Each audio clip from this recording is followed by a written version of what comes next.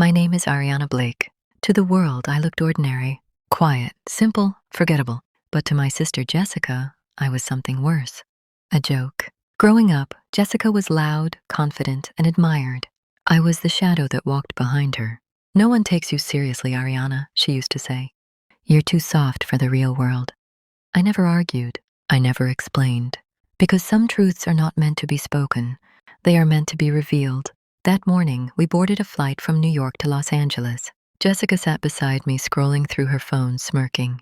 I sat silently at seat 14A, headphones on, eyes closed. She leaned closer and whispered mockingly, "Try not to panic if we hit turbulence. You always look scared." I smiled politely. She had no idea that fear and I had parted ways years ago. The plane was cruising smoothly at 40,000 feet when everything changed. Boom. A violent explosion shook the aircraft. Passengers screamed. Overhead masks dropped. Luggage slammed against the ceiling. The captain's voice came over the speakers, tense and urgent. "Ladies and gentlemen, we've lost one engine. Please remain calm." Calm? Panic spread like wildfire. Jessica grabbed my arm, her face pale. "Oh my God, Ariana, we're going to die." Then another announcement echoed through the cabin. "If there is any licensed pilot on board, please identify yourself immediately." My heart slowed. This was the moment. I removed my seatbelt and stood up.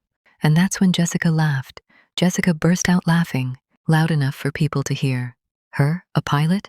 She wiped tears from her eyes. "She's just a toy soldier, always pretending to be strong." People stared at me, judging, doubting. A flight attendant hesitated. "Ma'am, are you serious?" I reached into my bag and calmly pulled out my ID. United States Air Force. Fighter pilot Ariana Blake. The laughter died instantly. "I've flown F-16s and F-35s, I said quietly. "If you need help, I'm here." The captain was running out of time. "Send her in," he said. Jessica's face collapsed. For the first time in her life, she had nothing to say. Inside the cockpit, chaos ruled. The co-pilot was injured. The aircraft was losing altitude. Fuel was leaking. The captain looked at me, desperate. "Can you do this?" I took the controls. My hands were steady. I had trained for worse. Simulators, combat missions, emergency landings. The control tower shouted instructions. Warning lights flashed everywhere. I focused, breath by breath, second by second. "This isn't a fighter jet," I whispered to myself. But physics is still physics. I guided the plane toward the runway. One engine, heavy weight, no room for mistakes. Then, the wheels touched the ground. The plane slowed. Safely, 300 passengers survived. The cabin exploded with cries, prayers, and applause. People hugged strangers. Some knelt and thanked God. Jessica sat frozen. Later, in the terminal, she approached me slowly. Her voice was shaking. "I didn't know." The story didn't end on the runway. That landing changed everything. Within hours, news channels were flooded with headlines. "Unknown woman saves 300 lives at 40,000 feet. Silent passenger revealed as US Air Force fighter pilot." My face was everywhere, but Jessica's silence was louder than any headline.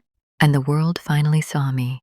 I was called in for questioning, not suspicion, but honor. Aviation authorities, military officials, even the airline CEO. They called me a hero. They asked why I had never spoken up before. I answered honestly. Because I never needed validation. Only the right moment.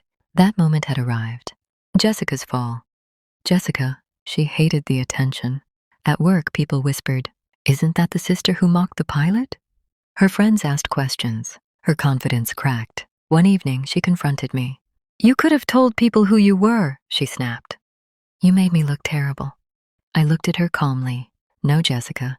You did that yourself." Silence. At the truth she couldn't accept. She finally exploded. "You always let me walk over you. Why didn't you fight back?" I met her eyes. "Because real strength doesn't argue," I said. "It waits." That was the moment she realized something terrifying. I had never been weak. I had simply been patient. To the honor ceremony.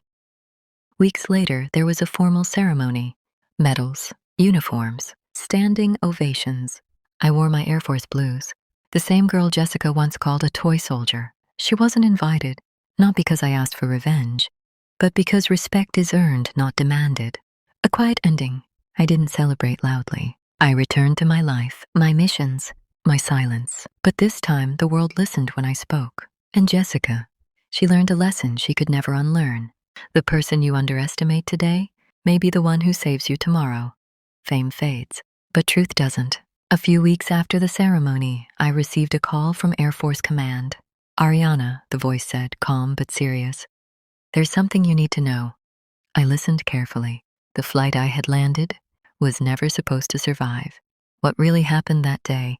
The investigation revealed something shocking. The engine failure wasn't random, and it was human error.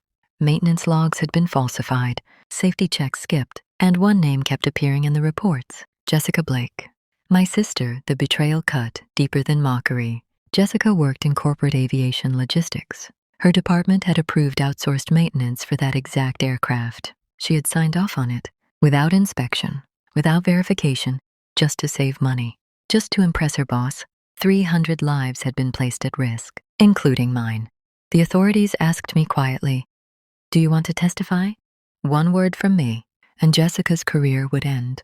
Prison was possible. I didn't answer immediately, not because I was protecting her, but because I wanted her to finally face something she had avoided her whole life: responsibility. The courtroom was cold, not in temperature, but in truth.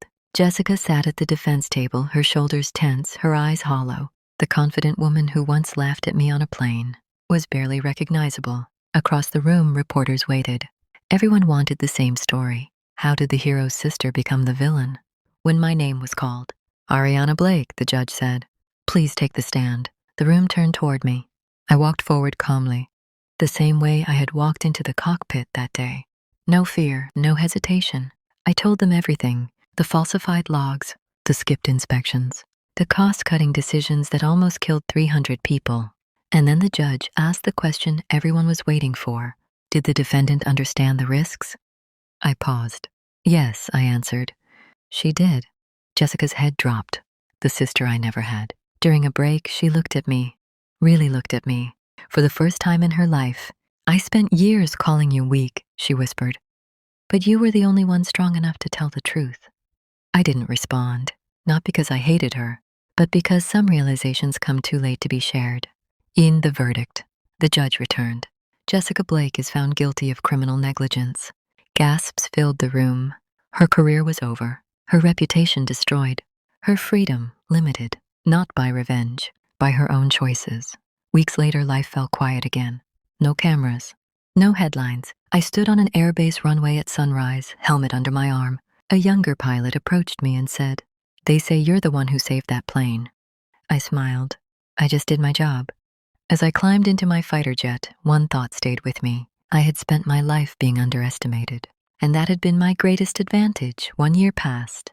No interviews, no headlines, no applause, just quiet skies and long missions. That's when the letter arrived. No return address, just my name, Ariana Blake. I recognized the handwriting immediately. Jessica, the letter. "I don't expect forgiveness. I don't deserve it. Prison gives you too much time to think, too much silence. I used to believe confidence meant being loud. Now I know it meant being right. And I never was. You saved 300 lives. I almost destroyed them. I mocked you because I was afraid of you, afraid of what you were without trying.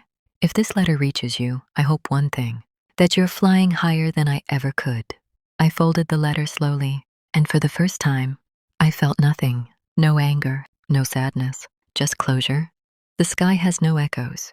That same day, I was assigned a mission: new aircraft, new recruits under my command. As we prepared for takeoff, one of the younger pilots asked me, "Commander Blake, how do you stay so calm under pressure? How do you stay so calm under pressure?" I looked at the runway ahead and answered honestly, "Because I already survived the worst turbulence of my life." A different kind of legacy. I wasn't famous anymore, but in training rooms, the runway lights blurred as my jet slowed to a stop. Another mission completed. Another silent success. As I removed my helmet, a message blinked on the secure screen. "Classified briefing, immediate." I paused. The symbol on the file wasn't ordinary. It was a mark used only for missions the world would never hear about. Inside the briefing room, a senior officer looked at me carefully. "You handled a civilian aircraft under impossible conditions," he said. "That kind of control isn't trained, it's proven. He slid a thin folder across the table. Inside was a single line: Special Operations Flight Program, candidate approved. I closed the file without a word. Outside, the sky stretched endlessly, calm, patient, waiting.